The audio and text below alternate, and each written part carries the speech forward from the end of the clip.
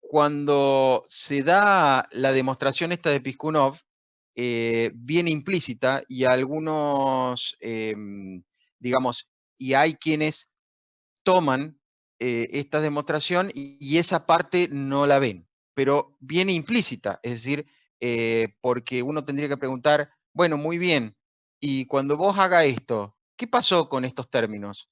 ¿Qué pasó con el término de tercer orden que tengo acá? ¿Y qué pasó con el término de tercer orden que tengo acá? ¿Y qué pasó con el término de tercer orden que tengo acá? Y acá tengo otro término de tercer orden. ¿Qué pasó con esos términos? ¿Sí? Ahora les voy a contar, voy a esperar un segundito más porque habían 31, ahora les voy a contar qué pasó con esos términos. Algo tiene que pasar. Y mientras tanto les cuento, cuando termine la clase, en unos 7, 8 minutos más, yo me quedo para responder consultas. Así que aquel que me preguntó sobre que le contara de la clase pasada, no hay ningún problema, vamos a atender esa consulta y de las consultas que ustedes quieren, yo me quedo un rato más. Bueno, ahí tenemos más o menos 28, se ha estabilizado por ahí, habrían 31, pero otra vez vamos a suponer que alguno se ha levantado a buscar el café con leche o tal vez ya desistió.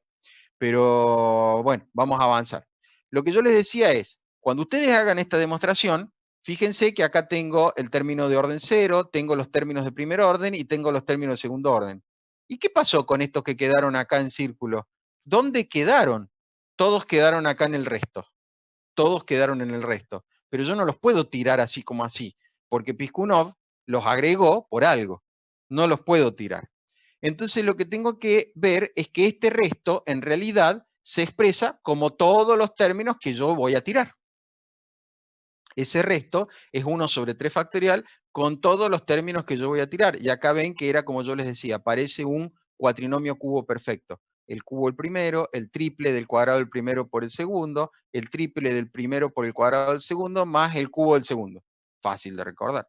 Así me tiene que quedar, quiere decir que si me quedó, vengo bien. Lo que demuestra, vuelvo a repetir, como esta demostración no es la que a mí me interesa particularmente, por eso se las cuento nada más, lo que demuestra esto es que yo puedo ver que H y K son componentes de ese vector. ¿Se acuerdan que yo tenía ese círculo que era el entorno? Tenía de centro a B y tenía acá, este era A y este era B, y acá tenía A, oh por Dios, A más H, y acá tenía B más K. Algo así se acuerdan. A pesar de lo feo que está este dibujo, me cuesta un montón dibujar con el mouse. A pesar de lo feo de este dibujo, ustedes se dan cuenta que esta distancia que está acá es lo que yo llamo S. S es la cuadrada de H, que es esta componente, al cuadrado, más K al cuadrado, que es esta componente que está acá. En definitiva, eso. Y lo que quiere demostrar es que si yo divido a todo esto y lo multiplico a todo esto por S al cubo, esa es la idea, si yo multiplico y divido todo por S al cubo, fíjese, multipliqué por S al cubo y dividí cada término por S al cubo, ahí está, yo puedo demostrar que todo esto que está acá adentro, al dividirlo por S al cubo, como S siempre es más grande que H y S siempre es más grande que K, S al cubo siempre va a ser más grande que H al cubo. S al cubo siempre va a ser más grande que H cuadrado por K, etcétera, etcétera. Todo esto queda acotado. ¿Qué quiere decir acotado? Todo esto termina siendo un número, no tiende a infinito, termina siendo un número. Entonces, lo que podemos decir que todo este le podemos llamar C, no importa qué es, vale C. Entonces, fíjense que reemplacé todo esto por C. Entonces el resto 2 termina siendo eso.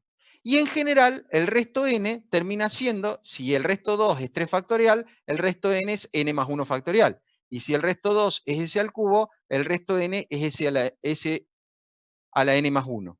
Y ese c que representa toda la cotación de los coeficientes que multiplican a s al cubo, este d va a representar todos los infinitos coeficientes que van a multiplicar a s a la n.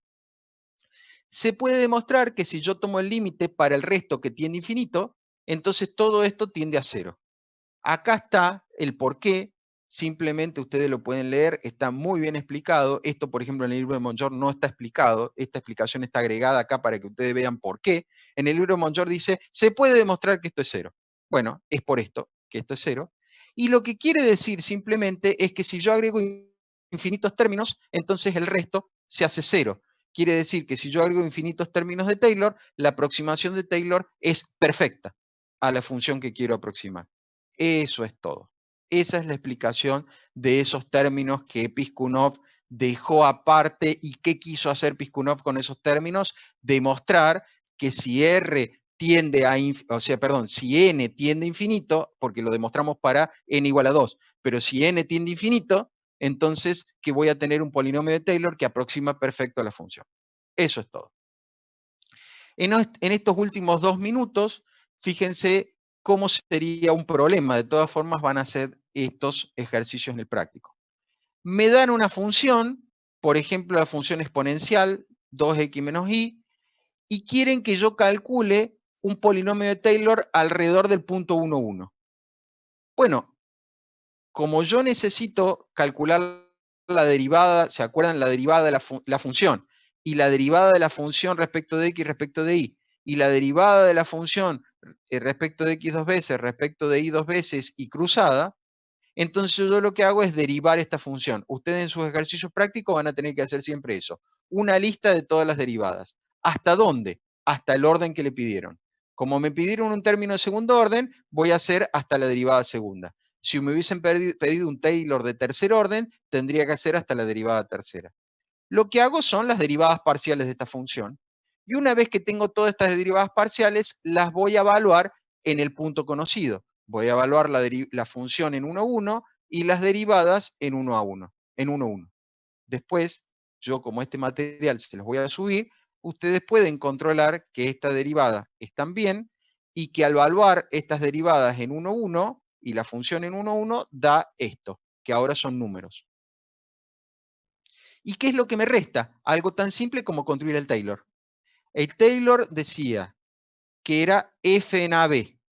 F en AB vale E. Más la derivada primera de f respecto de x en AB. La derivada primera de f respecto de x en AB. A vale 2e. Por x menos a. A vale 1. Por x menos a. Más la derivada primera de f respecto de y en AB. La derivada primera de f respecto de y en AB. Vale menos e. Vale menos e. Por i menos b. Pero b vale 1. I menos b. Más 1 sobre 2 factorial y lo mismo. La derivada segunda respecto de x en AB. A, 4e. Por x menos a al cuadrado. Menos 2 veces, más 2 veces, la derivada segunda respecto de xy. Pero la derivada segunda es 2e que tengo acá.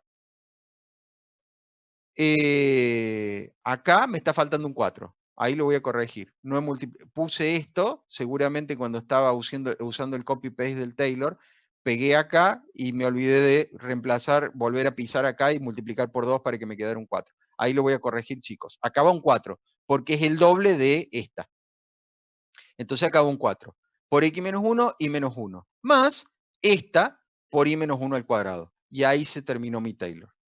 ¿Para qué me sirve este Taylor? Y ahora para calcular, por ejemplo, e a la 2x menos y en un x y un y distinto de 1 y 1, que no sé cuánto vale la función. Entonces, cuando reemplace a x y a y por 4,8, por ejemplo, voy a haber calculado la función en 4,8. Esa es la idea de Taylor. Por lo menos voy a haber aproximado la función en 4,8. Hasta acá llega la clase de hoy. Me he excedido un minutito nada más. Una cosita nada más, antes que se me vaya. Les voy a subir este material. Voy a corregir esto antes de subirlo, para que acá diga 4, pero les voy a subir este material. Espero que esta clase, además de servirle para entender Taylor, les haya servido para entender y aprender cómo uno tiene que rendir. Cuando uno rinde, tiene que estudiar y ser fiel a una bibliografía, elijan la que quieran y tomen una. Yo les aconsejo eso porque el cambio de ¿cómo se dice esto? De notación, puede marear bastante cuando ustedes no están duchos en una materia como análisis matemático. Entonces elijan una bibliografía para estudiar, pero sin saberse todas las demostraciones habidas y por haber, sepan que hay otras. Cosa que cuando alguien los indague, ustedes digan, sí, hay otra demostración. Piskunov lo demuestra de otra forma, pero yo lo estoy demostrando como lo demuestra Rabuffetti. Ah, mira, no sabía, listo, punto, ya está. Entonces, es muy importante. ¿Y te aprendiste la demostración de Piskunov? No. Y si alguien te dice, ¿y cómo lo demuestra Piskunov? Yo aprendí la Rabuffetti, no tengo que aprenderme todas las demostraciones habidas y por haber. Entonces, que sirva esta clase para que ustedes aprendan también a estudiar, no solamente para esta materia, sino para cualquier otra materia. Ustedes acuérdense, chicos, y yo sé, algunos de ustedes puede que lo que yo les diga en este momento no lo tengan en alta consideración, tal vez, pero ustedes están en una etapa de su vida en el que están en un proceso en donde cuando salgan a trabajar van a decir, pucha, pero no me prepararon para trabajar, porque yo hice 5 años o 6 años una carrera universitaria y ahora que salgo a trabajar tengo que ponerme a estudiar porque para resolver estas cosas no me enseñaron a resolver estas cosas. Pasa, chicos, pero la universidad está para enseñarles a